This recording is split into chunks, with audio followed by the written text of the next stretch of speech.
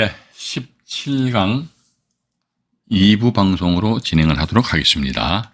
이번 사건은요, 제3자가 경매 신청을 하니까 선순위 전세권자가 배당 신청한 그런 경우입니다.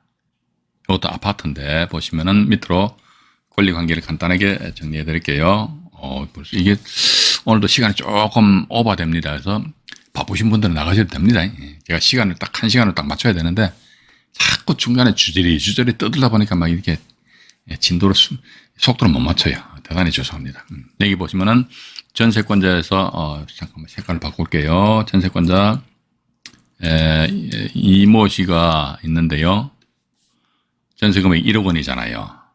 근데 임의경매 신청을 하였는 누가 안모 씨가 임의경매 신청이 저당권자잖아요. 이 사람이. 그러니까 제3자가 경매 신청을 하니까 이 전세권은 선순위 전세권이잖아요. 그죠? 배당 신청하는 거야. 언제? 2021년 1월 21일 날 배당 요구했잖아요. 그죠? 2021년 2월 9일 날 배당 요구 종기일이니까. 배당 신청을 이 배당 종기일 이전에 이제 배당 신청을 하였다 하더라도 일단 그렇게 나와 있지 않습니까? 나와 있고.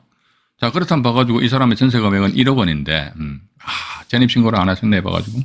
그럼 전세권, 이건 어쨌든 이런 경우는 뭐 잘 없겠지요. 뭐냐면 일단 최선순위라서 우선 변제권을 가지고 있으니까 이 사람은 자기 전세금 1억 원 전액 다 배당 받는 데는 저는 문제가 없어요. 문제가 없는데 만약에 이럴 리는 없겠지만 만약에 이게 9천만 원 정도만 이 사람 배당 받아간다고 나머지 1,000만 원은 낙찰자 인수할 필요가 없다 이거에 전입신고가 없기 때문에. 배당 요구하면 전세권자 배당 요구하면 죽어. 전입신고 입증 임차권 없어. 죽어 없으니까 이 나머지 1,000만 원에 대해서 낙찰자한테 돌리도라고 요청할 수 있는 그런 근거가 있다 없다? 없다. 일단 그렇게 보시면 되실 것 같아요. 자, 그러면 이번엔 말이죠. 자료를 펼쳐가지고 이제 인수하는 전세권 또는 임차권 이렇게 나와 있습니다. 그래서 이거를 제가 먼저 이거 말씀드릴게요. 이게 뭐냐면요. 제3자의 경매 신청에 선전세권이 배당, 조금 전에는 제3자의 경매 신청에 선순위 전세권이 배당 신청한 경우라고 그랬잖아요. 그죠? 근데 이번에는 제3자 다른 사람이 경매 신청했어요. 그러니까 선순위 전세권자가 다 완전 돌붙였으면 가만히 있는 거야. 안 움직이는 거야. 채권 계산서 아예 제출 안 해요. 그럼 어떻게 100% 이거 전세권 인수합니다. 인수한다는 거.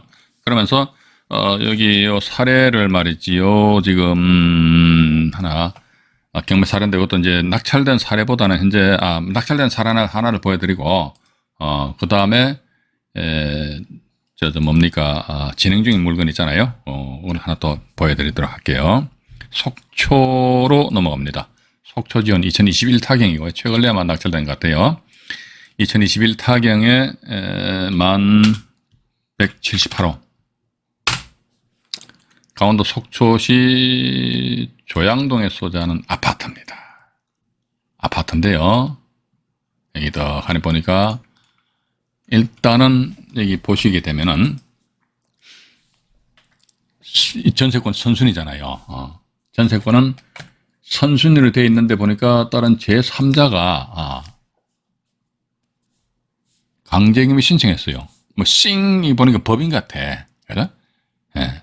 그래서 1억 4천, 근데 이 전세권 김땡 씨인데 1억 4,500만 원 돼 있는데 경매 청구제 보시니까 인수 이렇게 돼 있잖아요. 그죠? 인수. 이게, 근데 우리는 이게 뭐 특별 매각 조건에 의한 인수. 이게 무슨 특별 매각 조건이야. 봐가지고. 배당 요구하는 당연히 인수하는 것이지. 어떻게 법정 매각 조건이지? 좀 웃겨요.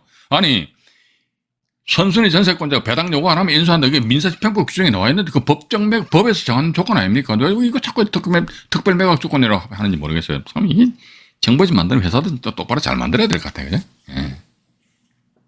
괜히 제가 이런 거 흥분해버리네. 죄송합니다. 웃고 넘어가도 되는데, 그죠?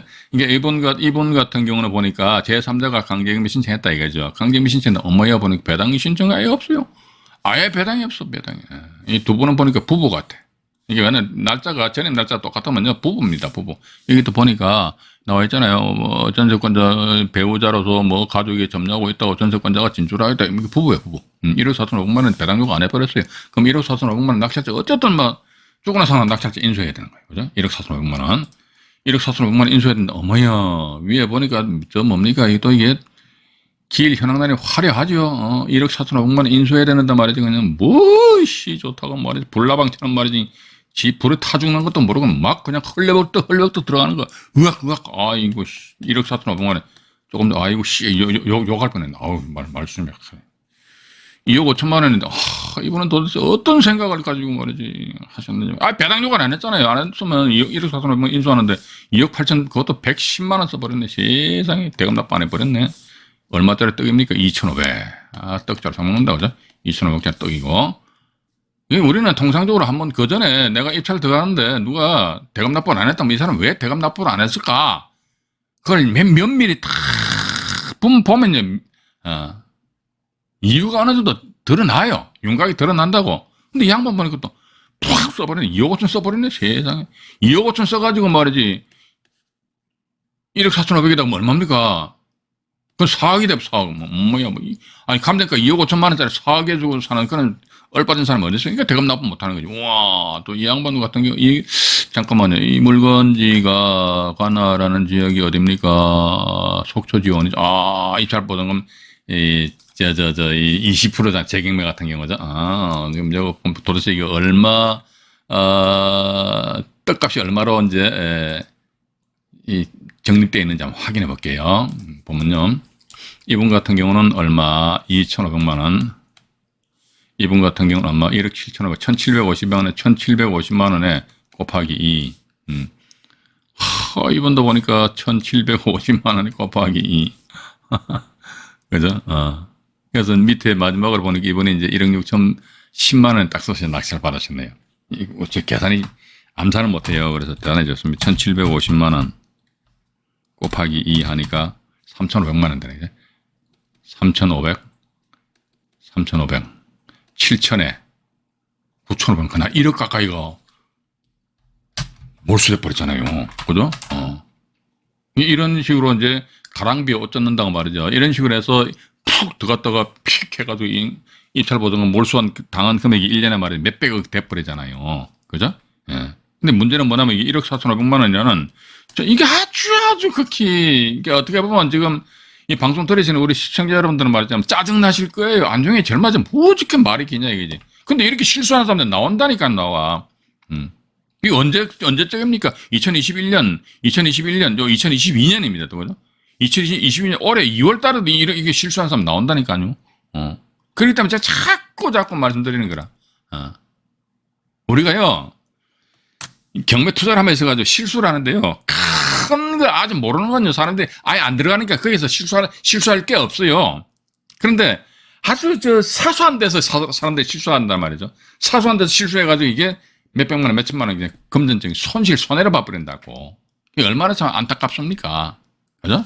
그러다 보니까 이게 이분 같은 경우는 1억 6천만 원에 1억 4,500 같으면 얼마입니까? 봐가지고 이것도 한 3억 정도 된단 말이죠. 우와, 너무 세지 않냐? 그런데 그렇게 봐가지고 이게 2억 5천만 원의 그 가격이 2021년 2월 달에 책정이 됐고, 이 날짜 기준해가지고죠.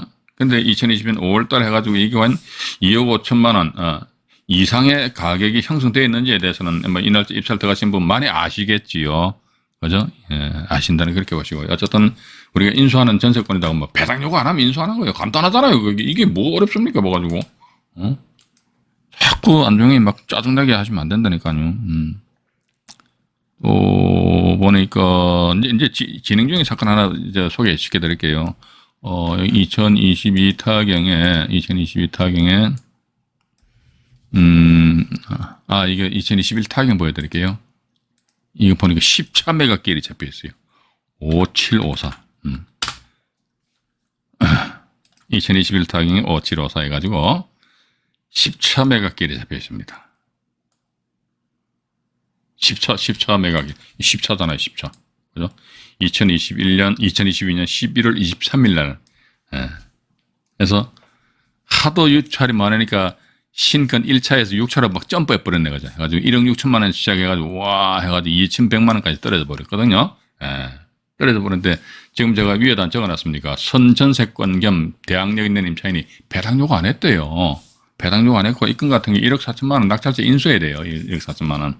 그러니까 여기는 보면, 이제 사람들이 좀 정신이 차린 것 같아. 배당 요구 안 했으니까 1억 4천만 원 인수한다 이거죠. 1억 4천만 원 인수하는데 보니까 2,100만 원 이날짜 입찰 들어간다. 안 들어가죠. 봐가지고. 물론 또 이게 가격 시점이 2021년 작년 8월 달이다 보니까 감정 가격 1억 6천만 원 대비해가지고 좀 플러스 알파의 가격이 상승했으면은 그래도 이제 다음 길날 하면 10일차 길날 하면 입찰 도전해 볼 필요성이 있는데 근데 아이고 보니까 플러스 알파가 아니 마이너스 알파다 그러면 이건 경매 입찰 들어가면 안 되지요. 그죠? 그래서 일단 이 건 같은 경우는 밑으로 잠깐 내려가 보겠습니다. 내려가 보니까요. 내려가 보면 뭐가 있느냐 보니까 경매 쉽다니까요. 제가 자꾸 말씀드리잖아요. 이거 제가 일부러 여러분들한테 최면을 거는 게 아니에요. 사실을 사실대로 말씀드린다니까. 근데 조금만 우리가 경매 이런 정보지를 보시는 데서 가지고 관심만 조금만 기울이면요. 실수할 일도 없고 쉽다니까. 공부를 안 하니까 어렵지. 머릿속에 아무것도 던기 없으니까, 검은 거는 글씨고 하얀 거는 종이 여백이다. 이렇게 생각하잖아요. 그죠? 그래서 보니까 이게 김모 씨라는 사람이 전세 보증금 1억 4천만 원인데 일단 전입신고 하셨네요. 근데 전세권 해가지고 김모 씨, 이분이에요. 1억 4천만 원 인수 딱 나와 있잖아요. 그죠? 이 상태에서 뭐 강제경매 누가 뭐 강제경매 신청한 모양인데, 배당 요구는 안 했잖아요. 그럼 당연히 1억 4천만 원 낙찰자 인수하는 거 아닙니까? 당연히 인수하는 것이긴데 아까 저기 속초지원 같은 경우는 말이지 그냥 1억 4,500만 원 인수함에도 불구하고 막 완전히 불나방처럼 말이지 막 그런 사람도 주변에 있다니까 불에 타 죽는지도 모르고 막 들어간다니까 봐가지고 그런 사람들 보면 참 이게 참 세상 살아가는 게 참 신기하더라고. 야, 참 대단하구나. 정말 참 신기한 사람들 많은 것 같아요. 이거 있고요. 잠깐만요.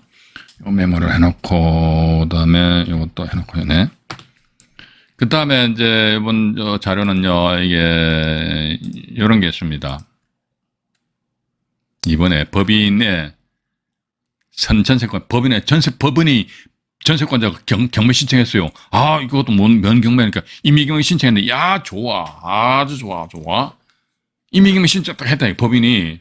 법인 선전세권인데 임의경매 신청했어요. 얼마나 좋습니까? 그런데, 법인의 직원이 전입신고를 했다면, 야, 일단 이게 전입신고한 걸로 봐야 되거든. 이것도 보면요. 주택임대차 보호법 규정으로 보게 되면 중소기업 기본법에 의한 중소기업이 법인의 직원의 숙소로 사용하게 하기 위하여 임대차 계약 체결하는데 이때는 법인은 비록 자연인은 아닐지라도 법인도 뭐 주택임차인으로서 지위를 가지게 됩니다.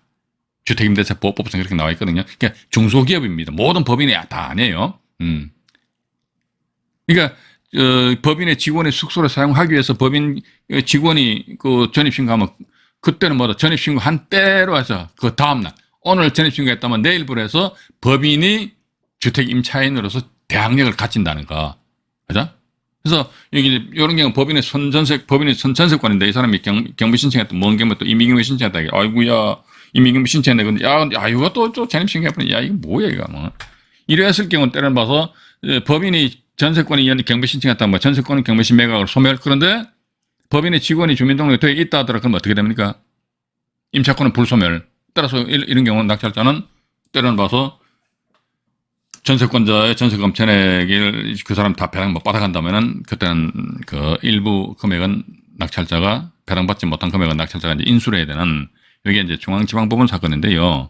이게 현재 경매 진행 중인 사건입니다. 2021 타경에 4575 관악구 봉천동에 있는 아파트예요, 아파트인데요. 밑으로 자, 옆으로 펼쳐가지고, 금번에 이제 11월 22일이면은 언제입니까? 다음 주 화요일 날이네, 그죠? 11월 22일 날 해가지고요. 다음 주 화요일 날 길이 딱 잡혀 있습니다. 화요일 날. 잡혀 있네요. 잡혀 있는 상태에서, 얘기하는데 법인이에요, 법인. 이분들하면 전세금액 2억 8천만 원인 것 같습니다. 아마도 근데, 글쎄 봐가지고, 이제, 아파트고, 전액 면적이 10평이니까 막, 5, 6평형 이렇게 불려질 것 같기도 해요. 근데 아파트인데, 얼핏 사진을 보니까 뭐, 대단지 큰 아파트는 아닌 것 같습니다. 그죠? 근데 만약에 이 날짜만 낙찰된다면, 뭐, 큰 문제는 없어요. 문제는 없는데, 만약에 한 번 더 유찰된다 그러면 3억 1,120만 원이잖아요. 자, 계산기 한번 눌러볼게요. 3억 1,120만 원. 곱하기 0.8 하면은 다음 기일날 2억 6,496만 원이거든요. 2억 6,496만 원입니다. 근데 이 전세권자 전세금이 2억 8천만 원이었단 말이죠. 그죠? 그럼 예를 들어가지고 2억 6,496만 원인데 이 날짜 누가 2억 7천만 원에 낙찰 받았다 했을 적에 경매비용은 우리가 신경 안 쓰고요. 그럼 이게 법인에서 2억 7천 다 가져간다 했을 적에 나머지 1천만 원이라는 이 금액 공백이 생기잖아요. 그죠? 근데 이게 만약에 이 법인의 직원이 본건 주소지에 딸랑 전입신고를 하였다면 그때 법인의 직원의 주민등록으로 법인인 임차인이죠. 그죠? 이 사람의 대항력이 인정이 된다는 거란 말이죠. 인정되기 때문에 낙찰자는 1천만 원을 인수를 해야 된다는 거. 그렇기 때문에 제가 항상 말씀 안 드립니까? 법인이 경매 신청하였다? 아니면 뭐 일반 개인이 전세권자로서 경매 신청하였다?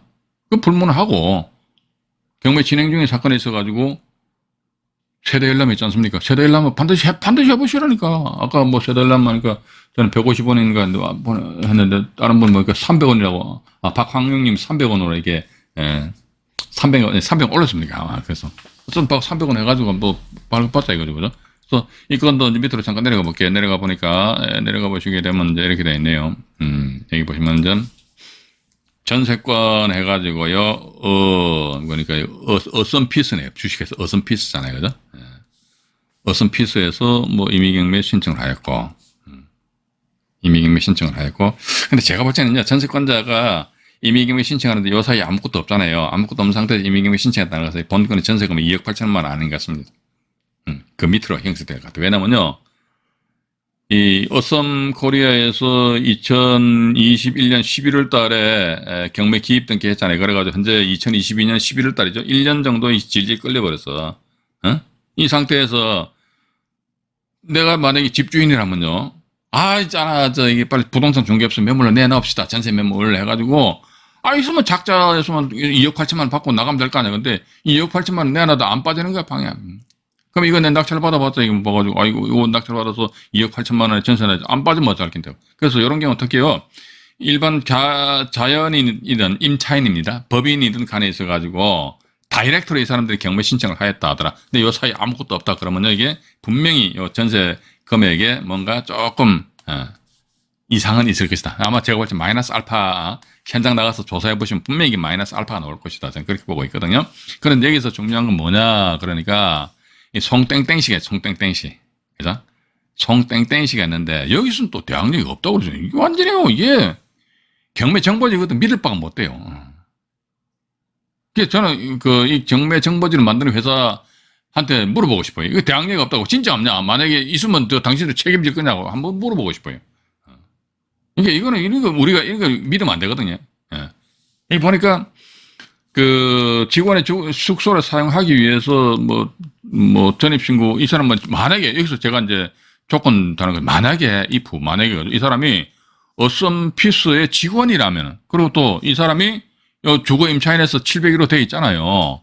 여기에 대해서 본인이 살기 위해서 직원의 숙소를 살기 위해서 전입신고까지 하였다 하더라. 그런데 보니까 2017년 12월 28일이잖아요. 이게 사실 이게 없는 걸로 봐야 돼요, 이게. 왜냐면요. 2008년 212결정에 의하면 이게 대항력이 없어요. 이게 맞다니까. 그런데 어떤 건 보면 아까도 사례 보여드렸지 않습니까? 이게 전세권 설정된 그 이후에 나중에 전입신고를 하였음에도 불구하고 대항력이 있으면 이렇게 나와야 돼. 그러니까 도대체 우리 경매인 입장에서는 어느 장단에 맞춰가지고 춤춰야 될지 이게 경매 정보지. 맞는 건지 틀린 건지 저도 어떤 데 보면 저도 헛갈린다니까 봐가지고. 그죠? 그래서 일단 제가 볼 때 대항력이 없는 것이 아니고 만약에 이 사람이 이 어썸피스의 직원이라면 일단 봐서 비록 전입 날짜가 전세권 설정 날짜보다 나중일지라도 이게 이제 대법원 2010마 900결정 내용이 뭐냐면 이게 오피스텔이었는데 전세권 설정하고 나서 전입신고했다 이거죠. 그 뒤에 압류가 들어와 있었거든요. 이랬을 경우는 전세권이 압류가 이제 경매 신청함으로 인해서 전세권자가 배당 요구를 하였다. 그럼 전세권은 소멸한다, 손치더라도 임차권은 불소멸한다. 이게 이제 2010년 900결정에 주된 내용이에요. 그런데 여기서 보니까 또 이런 식으로 하나 언급을 해놨더라고요. 전세권을 설정하였는데 A가 여기 보니까 B라는 사람이 압류가 되어 있는 상태에서 A가 만약에 압류 등기 이후에 전입신고를 하였다면은 전세권자가 배당 요구하였다. 그러면 전세권 죽는다. 전입신고는 어떻게 압류가 말소 기준 걸리니까 너도 죽는다. 이런 경우는 임차권은 소멸한다. 이런 식으로 2010만 900일정이니까 언급이 되어 있거든요. 그렇지 않다 하더라도 그러면 이 건 같은 경우 보십시오. 이 건 같은 경우 보니까 전세권 설정하고 나서 그 이후에 한 달여 후에 일단 이 사람이 전입신고 했는데 만약 이거 제가 단서를 다는 겁니다. 만약 이 사람이 어선피스의 지원이라면은 그래서 따라서 이런 경우 어떻게 알아봐야 되는데 현장 가서 물어봐야죠. 송모씨 물어봐야죠. 만나가지고 당신 어선피스의 직원이요? 아니요? 물어봐야 될 거 아닙니까? 그죠? 그것도 안 물어보고 책상머리에 앉아가지고 그냥 대충 해서 권리분석 하시려고요? 그런 분들 경매 투자하시면 아니 되옵니다. 경매는 제가 볼 땐 발로 뛰어야 돼요. 발로 뛰어야 되는데. 그리고 또 하나 더 여기서 딱 물건인데 걸리는 게 뭐냐면요. 집합 건축물 대장상이 위반 건축물로 등재되어 있대요. 자, 위반 건축물로 등재되어 있다. 그러면 이게 위반 건축물로 등재되어 있다더라. 그럼 아이고 내가 나중에 전세 놔야지. 그러면 전세 놓는다. 그러면 예를 들어 전세금이 2억 8천만 원이잖아요, 그죠? 그 2억 8천만 원이라는 금액이 작은 금액은 아니다 말이죠. 그렇다 보면 이게 뭐 LH공사라든지 뭐 이런 SH공사 이런 데서 전세자금 대출을 뽑는다고. 근데 위반 건축물로 딱 등재되어 있으면요, 대출 이런 땡기는 한 푼도 안 나옵니다. 그렇기 때문에 우리 투자자 입장에서는 이게 입찰 물건 보실 적에 건축물 관리 대장도 이제 확인해 보셔야 돼요. 건축물 관리 대장은 그 정부 24시인가 그거 들어가면 열람 신청하면 그거 공짜로 다 볼 수 있잖아요, 그죠? 정부 24시 들어가셔가지고 건축물 관리 대장을 확인해 보셔가지고 보니까 뭐 위반 건축물이다 그러면 요건 좀 내가 전세에 놓겠다는 것은 좀 궤도 수정을 하셔야 되지 않겠느냐 하는 그런 생각을 가지게 됩니다. 전세가 아니고 월세는 놓을 수 있겠죠, 그죠? 월세가 보증금 작게 해가지고 그렇게 좀 이해를 하시면 되실 것 같습니다. 그렇게 이해하시고요. 그리고 또 잠깐만요. 요거 하나 마지막으로 하나 더 보여드릴게요. 오늘도 제가 시간 조정을 못해서 대단히 좋습니다. 3번에 선순위 전세권자 배당 철회입니다. 배당 철회. 예?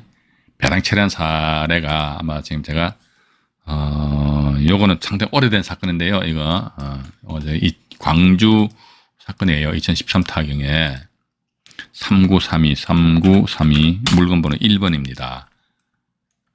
여기 있네요. 광주 광역시 북구 신안동에 소재하는 오피스텔입니다. 오피스텔인데요. 근데 이 사건도 보면 무슨 뭐 봐가지고 이 사건 내용이 정확하게 안 돼 있어요. 봐가지고 배당 종결된 사건이래요. 누가 뭐 낙찰을 받아야 지금 배당 종결되는 이 낙찰 받았는지 안 받았는지 그 자체도 표시도 안 하고 완전 엉터리 봐가지고 이런 식으로 하면 안 된다 이게. 이건 이용자들한테 이게 실용을 하는 거지. 안 되는 게 지금. 밑으로 잠깐 내려가 볼게요. 여기 보시게 되면요. 전세권자 이분 선순위잖아요. 박모씨 2,800만 원이잖아요. 그죠? 박모씨 2,800이에요. 근데 보니까 박모씨 보니까 권리신고 및 배당 요구 신청을 취하에 철회했다는 겁니다. 2013년부터 4월 24일 이 날짜 잘 봐야 됩니다. 배당 요구 철회의 종기는 언제? 배당 종기일까지입니다. 2013년 5월 14일이니까 그 이전이니까 이건 다 유효하거든요. 그죠? 그럼 결과론적으로 2,800만 원은 낙찰자가 추가적으로 끌어안는다는 거.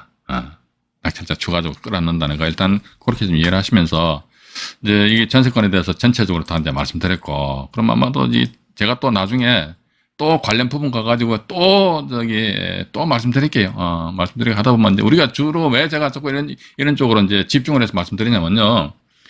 맨날 무슨 지분 경매다, 법정이상권이다, 또 유치권이다, 유치권자 해가 조폭들하고 싸움을 했던 그런 그 내용 영상을 봐도 손치더라도 내가 실질적으로 실제 투자를 하는 데서 그런 물건 언감생심입니다. 그렇게 쉽게 내가 다가갈 수 있는 물건은 아니거든요.